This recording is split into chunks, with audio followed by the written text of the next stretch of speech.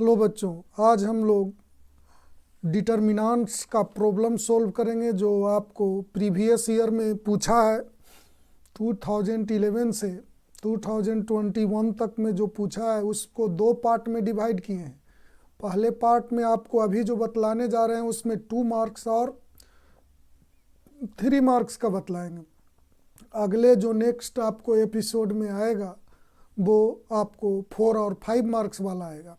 तो चलें first number हम लोग क्वेश्चन देखें। फर्स्ट नंबर हमारे पास क्वेश्चन है, इवेलुएट द डिटर्मिनेंट्स दिस, मतलब इस डिटर्मिनेंट्स का इवेलुएट करने कह रहा है। तो इसके लिए आप लोग ध्यान देंगे।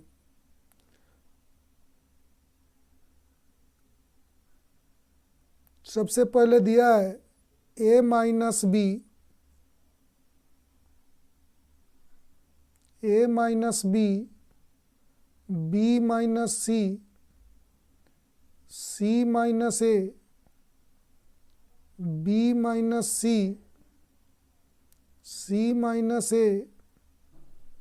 ए माइनस बी, फिर दिया है c minus A minus B, b minus C. ऐसा डिटर्मिनेंट्स दिया है, इसको आपको इवेलुएट करना है। तो सबसे पहले देखिए, मैं प्रॉपर्टीज अप्लाई कर रहा हूँ, ध्यान दीजिएगा। R1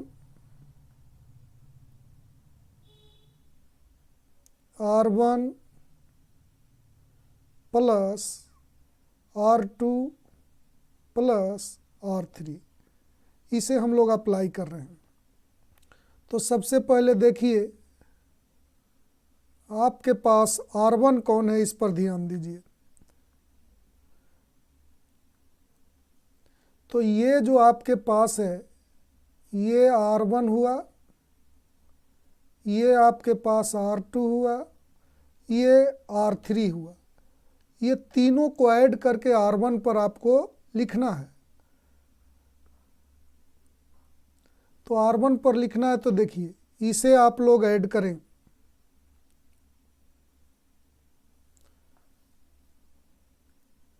इसे ऐड करेंगे, R1, R2 और R3 ये है, इसे ऐड करके R1 पर लिखना है। तो a minus B, B minus C, C minus A, ये तीनों को ऐड करके इस जगह लिखेंगे तो हमारे पास 0 आ जाएगा। ये तीनों को ऐड करके यहाँ लिखना है तो 0 आ जाएगा। ये तीनों को ऐड करके R1 पर लिखिए, तो ये तीनों को ऐड कीजिएगा तो 0 आ जाएगा। बाकी जो दो बचा R2 और R3 उसे लिखेंगे। R2 में बच गया B minus C, C minus ए और A माइनस बी, ऐसा बचा। R3 में बच गया C minus A, A minus B, B minus सी।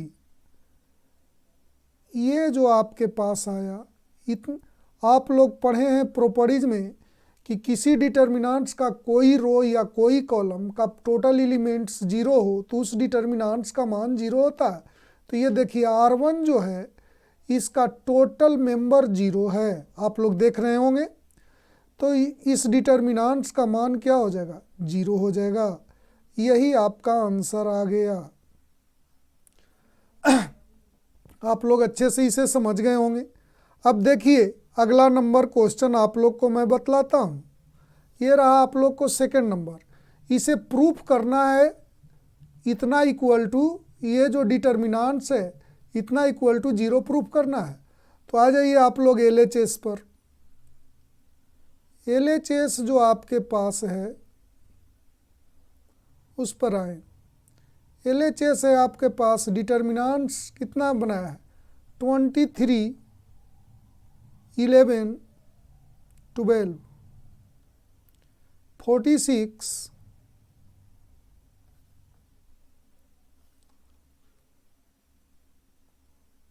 20, 26, फिर है 65, 45, 20। ऐसा है, यही आपके पास LHS है, ला देना है 0। तो चलिए हम लोग लिखते हैं, एक अप्लाई करते हैं C2 plus C3। C2 plus C3 ये देख रहे हैं, इसको C2 और C3 को ऐड करके हमको किस पर लिखना है, C2 पर।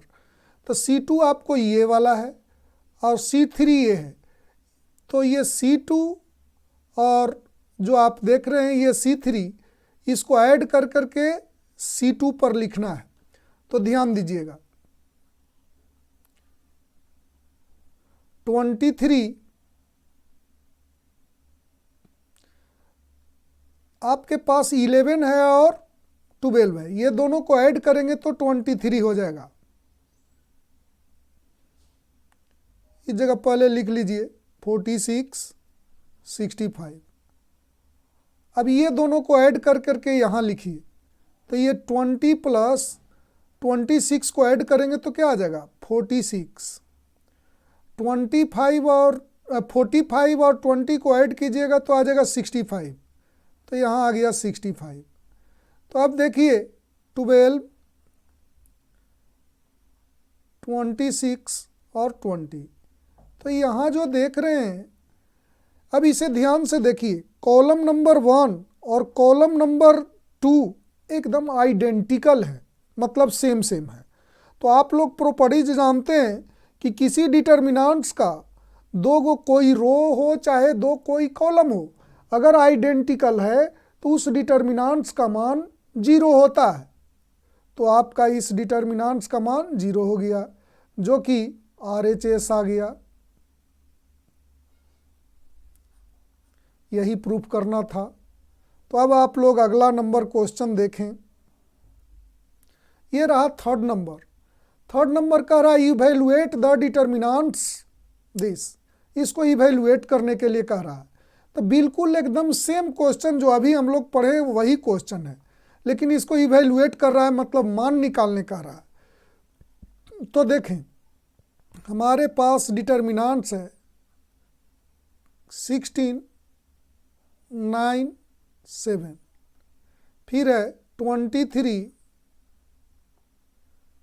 16, 7, 32, 19, 13 ऐसा दिया है। इस डिटर्मिनेंट्स का वैल्यू आपको फाइंड करने का रहा है। तो फिर देखिए, इसमें प्रॉपर्टीज अप्लाई करेंगे तो तुरंत इसका आंसर आ जाएगा। बिल्कुल देखेंगे ध्यान से, आप लोग वही काज कीजिए।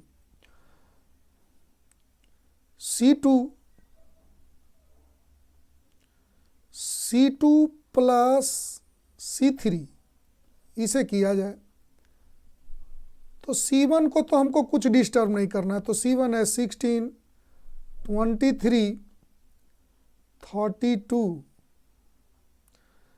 ये जो C2 है और C3 है, इसको ऐड करके C2 पर लिखना है। तो 9 प्लस 7 को ऐड करेंगे तो यहाँ हो जाएगा 16। 16 प्लस 7 को ऐड कीजिएगा तो आ जाएगा 23। फिर 19 और 13 को ऐड कीजिएगा तो आ जाएगा 32। और C3 को लिख दीजिए 7, 7, 13। तो ये जो डिटर्मिनेंट्स आपके पास बना, उसमें C1 और C2 आइडेंटिकल है, इसलिए इस डिटर्मिनेंट्स का मान 0 होगा। तो इसलिए इसका आंसर आप लोग को हो गया क्या, 0। मतलब इस डिटर्मिनेंट्स का वैल्यू हमारे पास क्या आ गया, 0। अब देखिए हम लोग अगले क्वेश्चंस पर आए। अगला नंबर है 4 नंबर, कह रहा है, उस पर ध्यान दीजिए। कह रहा है find the value of x for which this determinants equal to this determinants. तो अब देखिए आपके पास कह रहा है find the value of x, मतलब x का मान ज्ञात करने कह रहा है, उस पर आप लोग ध्यान देंगे। तो आपके पास है 3x x 1 is equal to दिया है 3, 2, 4, 1, ऐसा दिया है। तो इसको आपको सोल्व करना है, वैल्यू निकालना है एक्स का। तो इस डिटर्मिनेंट्स को तो सोल्व करने के लिए आप लोग जानते हैं, इससे इसमें मल्टीप्लाई करते हैं, इससे इसमें मल्टीप्लाई करते हैं, बीच में माइनस लिखते हैं। तो 3 इंटू 1 क्या होगा 3, और एक्स इंटू एक्स क्या होगा एक्स स्क्वायर। तो 3 minus X square is equal to हो गया 3 माइनस 8। तो यहाँ हो गया 3 minus X square is equal to -5। तब देखिए 3 इसको इधर करते हैं, तो 3 plus 5 is equal to X square. तो आपको आ गया x square equal to 8।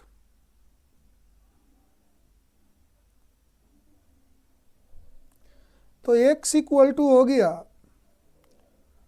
Plus minus 2√2। 8 का स्क्वायर रूट कीजिएगा मतलब वर्गमूल निकालिएगा तो आपको आ जाएगा प्लस माइनस 2√2। यही आपके पास क्या हो गया आंसर हो गया, x का वैल्यू फाइंड हो गया। तो आप लोग को 4 नंबर कंप्लीट हुआ। अब 5 नंबर पर आ जाएं। 5 नंबर का रहा है फिर जो अभी हम लोग पढ़े हैं थोड़ा देर पहले, इसका इवैल्यूएट द डिटर्मिनेंट्स, मतलब इस डिटर्मिनेंट्स का वैल्यू फाइंड करने का रहा है। तो दिया क्या है उसे देखें। दिया है delta is equal to, determinants दिया है बाबू 2 -3 5 6 0 4। फिर दिया है आपके पास 1 5 -7, ऐसा दिया है। ये -7 है। तो अब देखिए इसका वैल्यू फाइंड करना है। तो इसे सिंपल सी बात है, इसे R1 या C1 किसी के अलोंग एक्सपेंड कर दीजिए। तो यहाँ लिखते हैं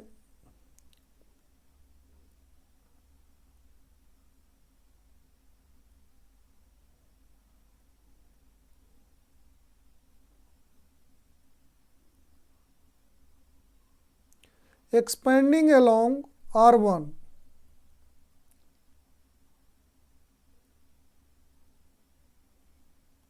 R1 के अलोंग एक्सपेंड कर रहे हैं। तो ध्यान से देखिएगा, ये बाबू हुआ R1, तो इसका साइन होता है प्लस, आप लोग जानते हैं इसका साइन होता है माइनस, इसका प्लस। यहाँ माइनस लिखा हुआ है इसलिए इसका माइनस मत समझिएगा, इसका भी होता है प्लस माइनस प्लस। आप लोग चिन्ह के बारे में पहले पढ़ चुके हैं। तो आ जाइए यहाँ पर R1 के लॉन्ग एक्सपेंड कर रहे हैं तो 2 हो गया। तो ये सामने वाला रो खत्म कीजिए, इधर सामने वाला कॉलम खत्म कीजिए, तो ये आपके पास 4 बच गया। इसको डिटर्मिनेंट समझ के सोल्व कीजिए। तो 0 इंटू -7 हो जाएगा 0। ये है आपके पास 5 इंटू 4 तो -20, प्लस के बाद -3। तो जब इसको लेके चल रहे तो ये सामने वाला कॉलम और रो खत्म होगा, तो ये 2 बचा और इधर ये 2 बचा। इसे और इसे डिटर्मिनेंट्स मान करके सोल्व करें तो हो जाएगा 6 इंटू -7 -42 -1 इंटू 4 हो जाएगा। फिर आ गया 5, आपके पास ये आ गया 5, तो ये खत्म ये खत्म, तो ये चारों बचा। तो ये 6 इंटू 5 -1 इंटू 0, तो 6 इंटू 5 हमारे पास हो जाएगा 30 -0। तो आपके पास आ गया -40।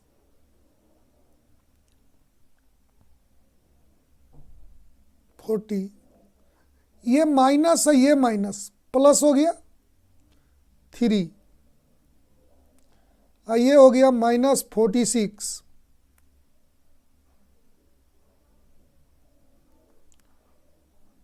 प्लस 150।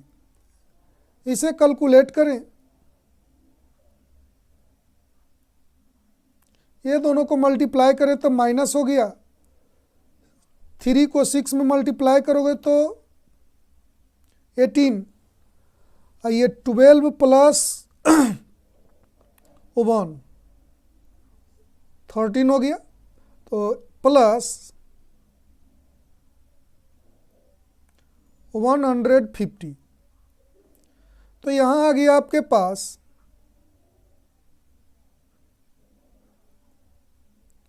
150 माइनस 178, ये दोनों को ऐड करेंगे तो इतना ही आ जाएगा। अब इसमें से इसको घटाइए तो क्या आ जाएगा, -28। यही आपका आंसर हो गया। अब देखिए अगला क्वेश्चन पर आ जाइए, इसे तो आप लोग समझ ही गए होंगे। तो 6 नंबर देखिए, कह रहा है फाइंड द एडजॉइंट ऑफ ए। तो एडजॉइंट ज्ञात करना है तो ध्यान दीजिएगा, आपके पास है ए इक्वल टू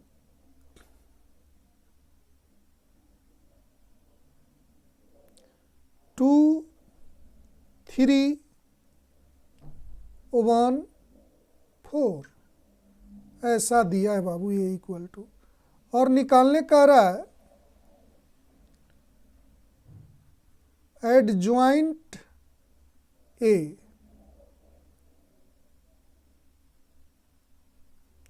एडजॉइंट ए कह रहा है, तो इसे ध्यान दीजिए। एडजॉइंट ए इक्वल टू क्या होता है, ऐसे तो आप लोग को डायरेक्ट भी सिखा दिया जाएगा कि तुरंत एडजॉइंट कैसे निकलता है। पहले रूल से देखिए,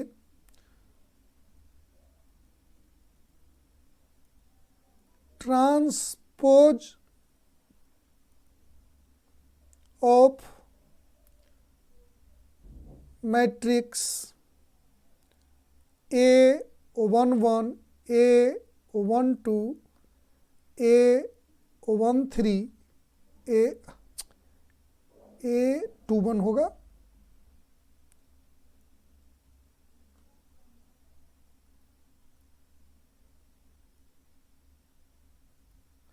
A21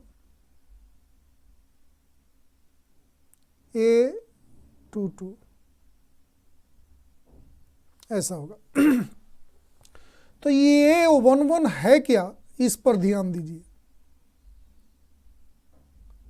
A11 मतलब इस एलिमेंट का कोफैक्टर है। तो कोफैक्टर निकलता कैसे है, तो सामने वाला रो और सामने वाला कॉलम को खत्म कीजिए, तो ये जो बच गया वही आपके पास इसका मैनर हुआ। मैनर में उस एलिमेंट के चिन्ह से मल्टीप्लाई कर दिया जाता है तो कोफैक्टर निकलता है। तो इसका मैनर निकालने के लिए ये कैंसिल हुआ और ये कैंसिल हुआ, तो बच गया ये 4। और इसका चिन्ह पॉजिटिव होता है, पहले जान लीजिए कि चिन्ह क्या होता है, पॉजिटिव, इसका निगेटिव, निगेटिव, पॉजिटिव। तो सबसे पहले आए इसका पॉजिटिव होता है, तो ये खत्म और ये खत्म हो गया। सामने वाला रो को डिलीट कर दो और सामने वाला कॉलम को डिलीट करो, तो बच गया आपके पास 4। तो ये जो 4 बचा उसको में इसके साइन से मल्टीप्लाई करो, तो इसका साइन पॉजिटिव होता है, तो प्लस से मल्टीप्लाई करेंगे तो प्लस होगा। तो हम लोग लिखेंगे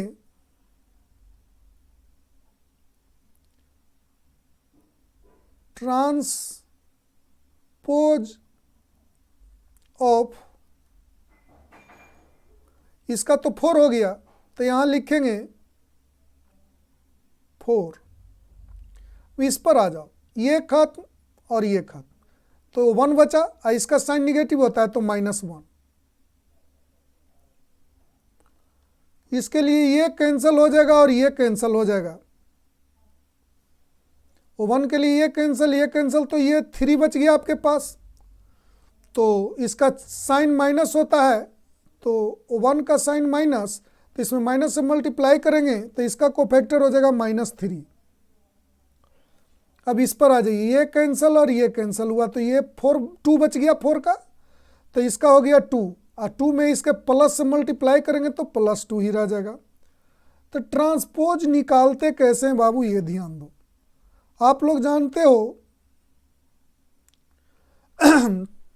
ट्रांसपोज ऑफ दिस मैट्रिक्स, तो किसी मैट्रिक्स का ट्रांसपोज निकाला जाता है तो रो को कॉलम में कन्वर्ट कर दो, तो 4 -1 -3 2।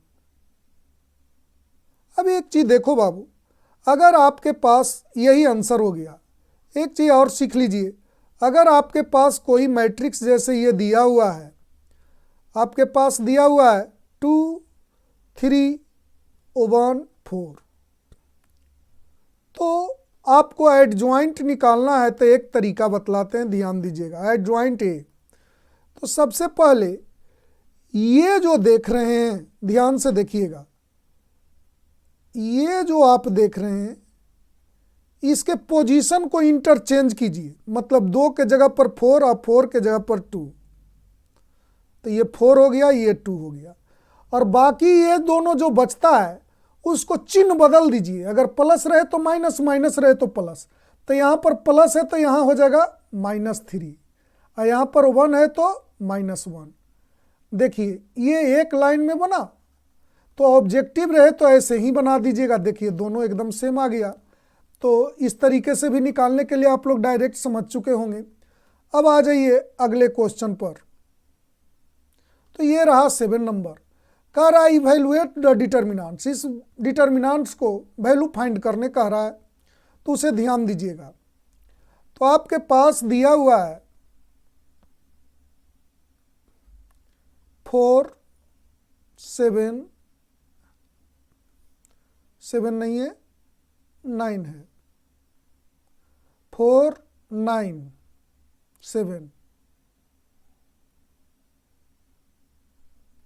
फिर है 3 5 7 3 5 7, फिर है आपके पास 5 4 5 5 4 5, ऐसा दिया है। इस डिटर्मिनेंट्स का वैल्यू फाइंड करना है, तो आप लोग ध्यान देंगे, इसको सीधे सीधे R1 R2 किसी के अलोंग एक्सपेंड कर दीजिए। तो चलिए हम लोग लिखें यहाँ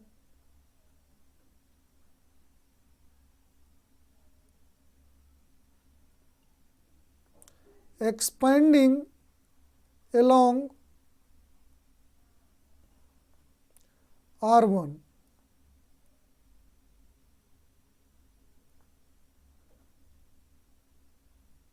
बिगेट।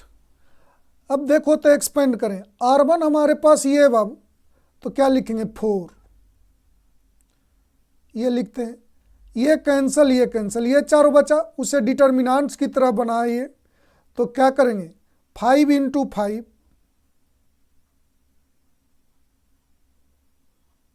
-4 × 7,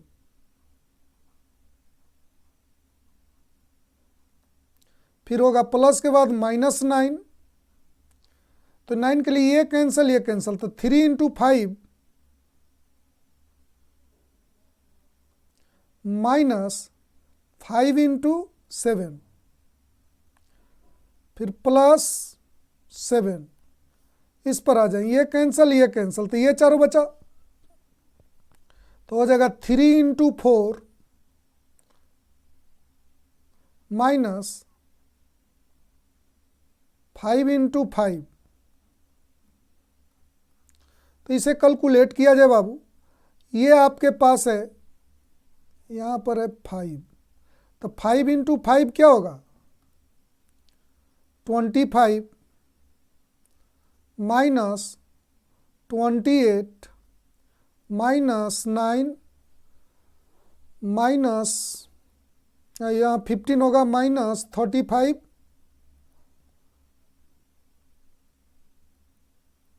+7, ये हो गया 12 -25।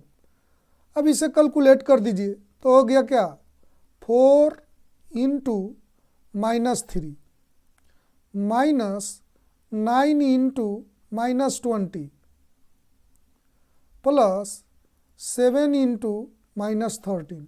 अब इसको मल्टीप्लाई कीजिए तो हो गया आपके पास कितना, -12 प्लस 180 हो जाएगा। और ये दोनों को मल्टीप्लाई करोगे तो कितना हो जाएगा, 91। 180 माइनस 103, ये दोनों को एक साथ कर दिए। अब इसको घटाइएगा तो आपके पास आ जाएगा 73। तो यही 73 आंसर हो गया। अब देखें आप लोग अगला question.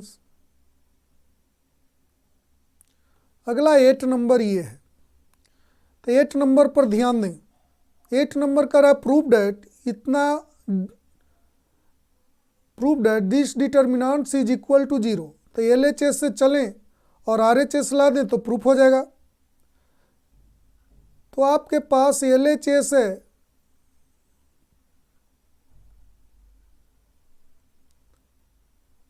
cos 15 degree sin 15 degree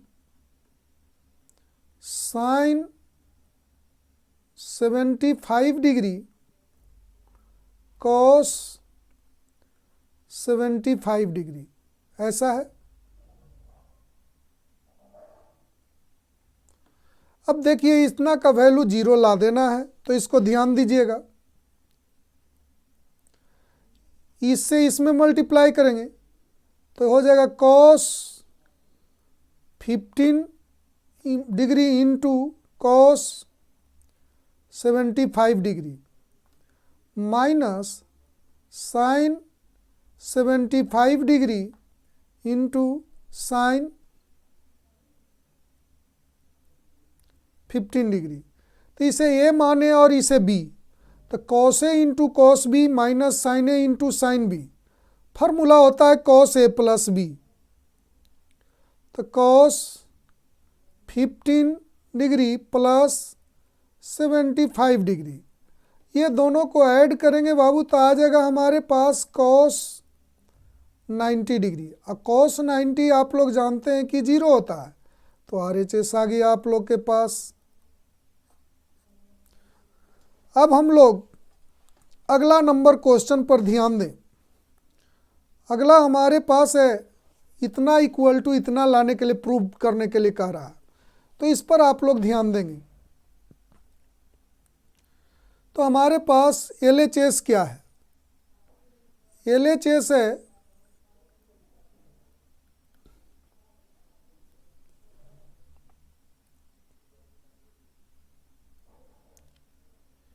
x plus A B और यहाँ पर है C। A x plus B C, A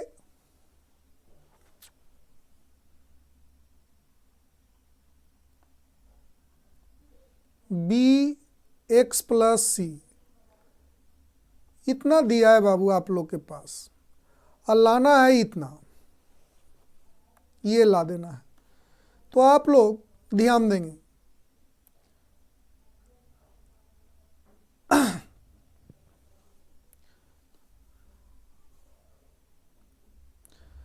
हम लोग के पास ये C1 है, ये C2 है और ये C3 है। तो हम लोग करते हैं C1 plus C2 plus C3।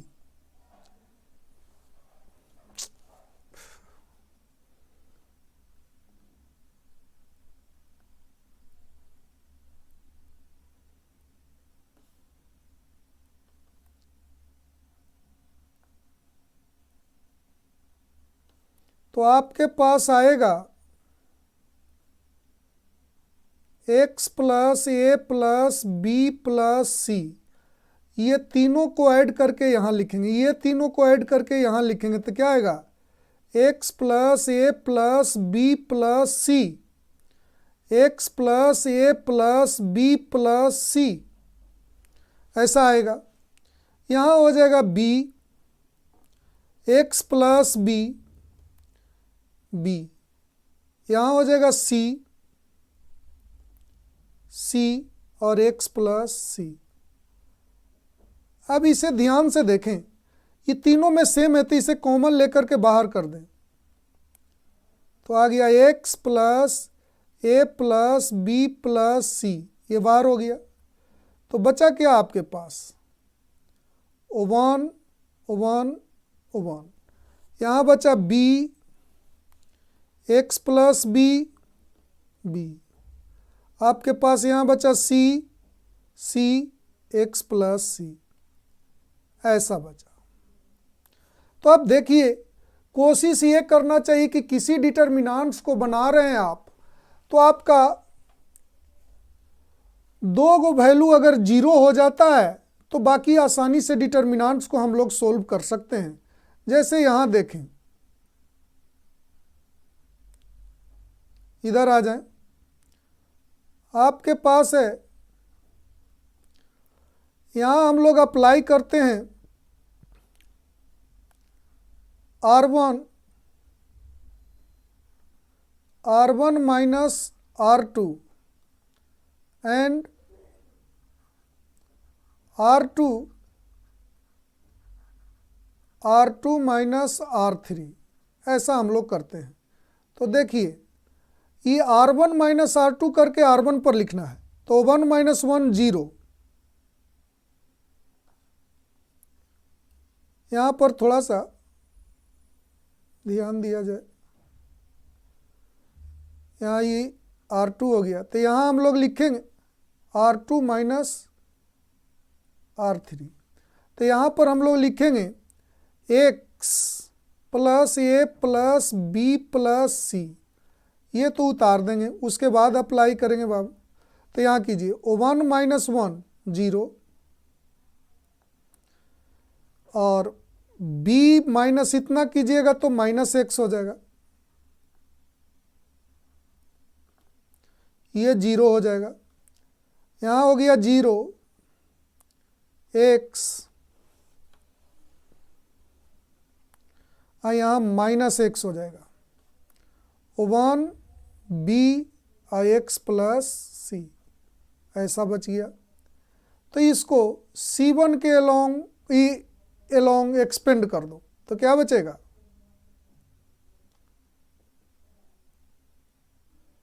x plus A plus B plus सी, इसको इसके अलोंग करें तो बाबू 0 हो जाएगा, 0 इंटू समथिंग 0 तो 1 पर होगा, तो 1 इंटू क्या बचेगा, ये खत्म और ये खत्म, तो ये चारों बचा, ये चारों से डिटर्मिनेंट्स निकालेंगे तो minus x into minus x minus x into 0,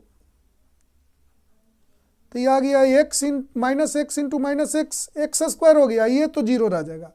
तो आपके पास आ गया x square x plus A plus B plus सी, यही RHS आ गया। अब अगला क्वेश्चंस पर आ जाए,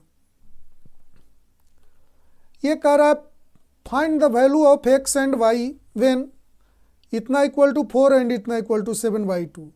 तो आपके पास सबसे फर्स्ट नंबर दिया है 2 3yx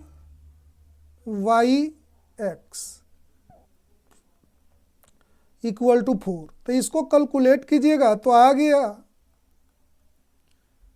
2x minus 3y equal to 4, equation first हो गया। अब दिया है आपके पास दूसरा,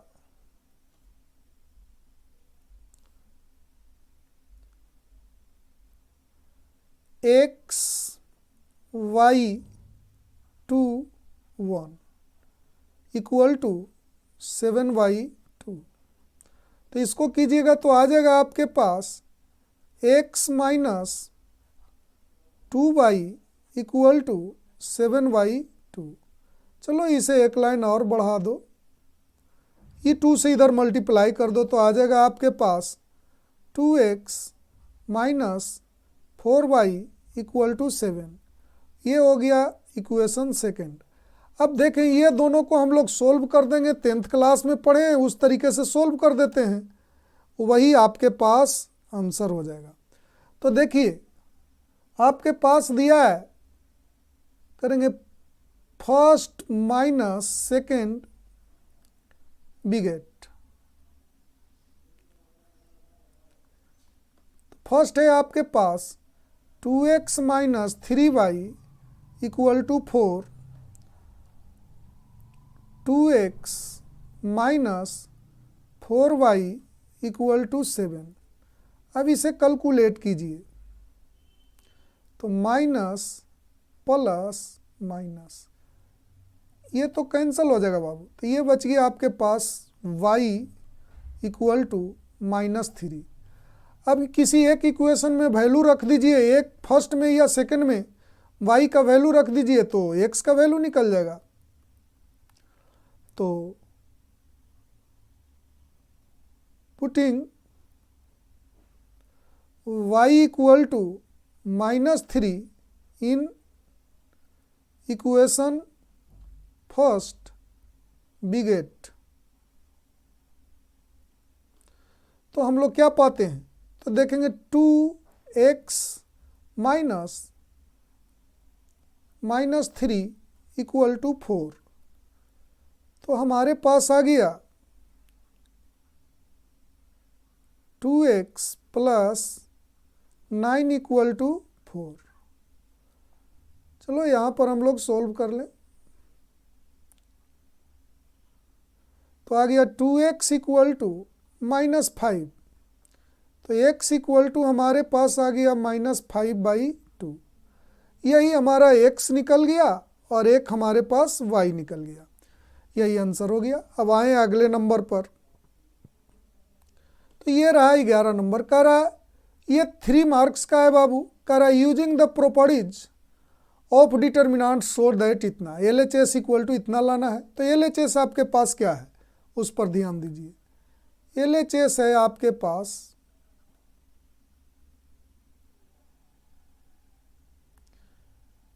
x plus 4 2x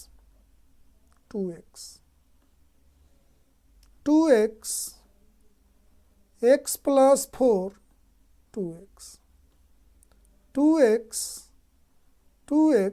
x plus 4, ऐसा है आपके पास। तो आ जाइए, ये तीनों को ऐड करते हैं तो आता है 5x प्लस 4, ये तीनों को भी ऐड करते हैं तो 5x प्लस 4, ये तीनों को ऐड करते हैं तो 5x प्लस 4। तो यहाँ मैं लिखने जा रहा हूँ C1 plus C2 plus C3।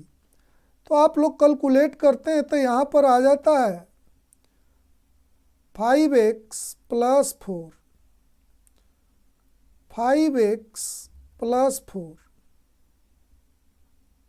यहाँ आ जाता है 5x plus 4।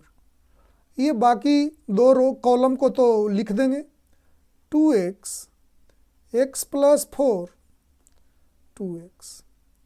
2x x plus 4। अब ध्यान देंगे ये तीनों में सेम है तो उसे कॉमन ले लीजिए, तो आपके पास आ गया 5x प्लस 4, बचा क्या 1 इधर है 2x x plus 4 2x x plus 4। आप लोग को बतलाए थे कि किसी डिटर्मिनेंट्स को सोल्व करते रहो तो उसमें से दो को अगर जीरो कर देते हो, किसी रो या किसी कॉलम में से दो को अगर जीरो बना दो तो सोल्व करना बहुत आसान हो जाता है। तो यहाँ लिखेंगे हम लोग R1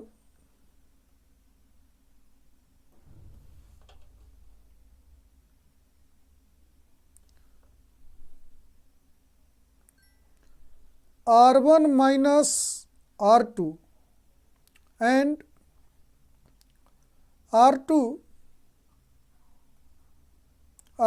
minus R3 ऐसा करेंगे। तो इसे अप्लाई करें तो क्या होगा, 1 minus 1 0 और 2x minus x minus 4 तो बचेगा x minus 4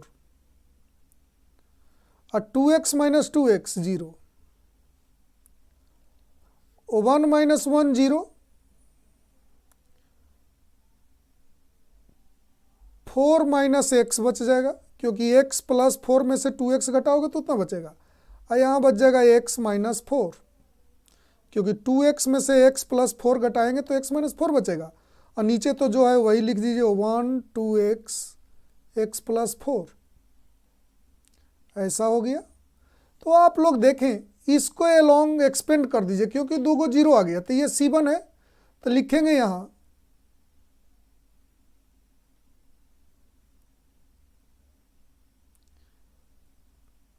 expanding along C1 we get। तो देखिए तो ये हो जाएगा आपके पास 1, ये कैंसल और ये कैंसल, तो ये चारों बचा, इसको डिटर्मिनेंट समझ करके कीजिए सोल्व। तो क्या होगा,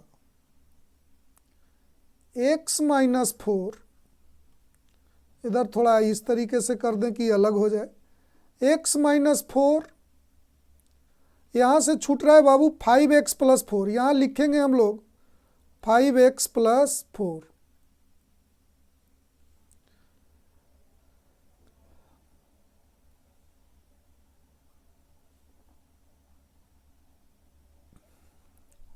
equal to 5x plus 4 into में रहेगा 1 इंटू ये कैंसल और ये कैंसल, तो इतना इंटू इतना होगा, तो x minus 4 into x minus 4 minus 4 minus x into 0, तो ये आ गया 5x प्लस 4 x माइनस 4 का होल स्क्वायर। आप लोग एक चीज़ जानते हो बाबू कि x माइनस 4 का होल a माइनस बी का होल स्क्वायर और b माइनस ए का होल स्क्वायर सेम होता है, इसलिए आपको लिख सकते हो x माइनस 4 का होल स्क्वायर के जगह पर लिख सकते हो आप लोग 4 माइनस एक्स का होल स्क्वायर।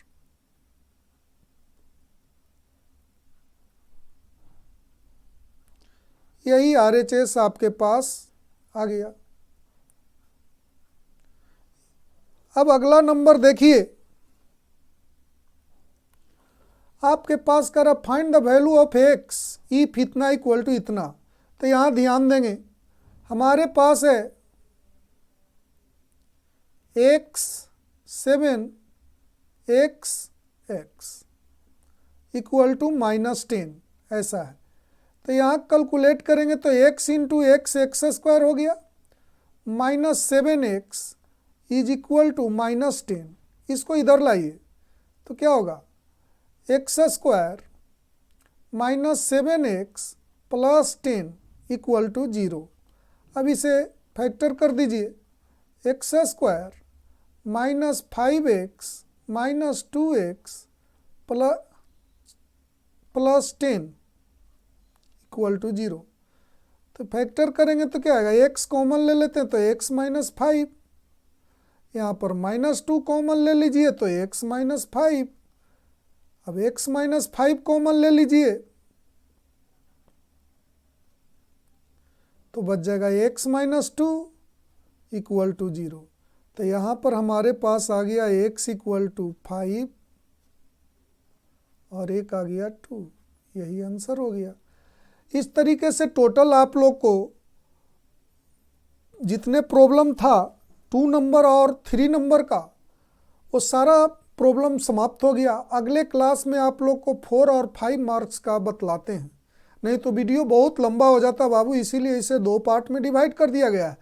ये टोटल क्वेश्चंस को आपको डिस्क्रिप्शन बॉक्स में डाल देंगे और आपको टेलीग्राम पर भी डाल दिया जाएगा, जिसे आप लोग बना लेंगे।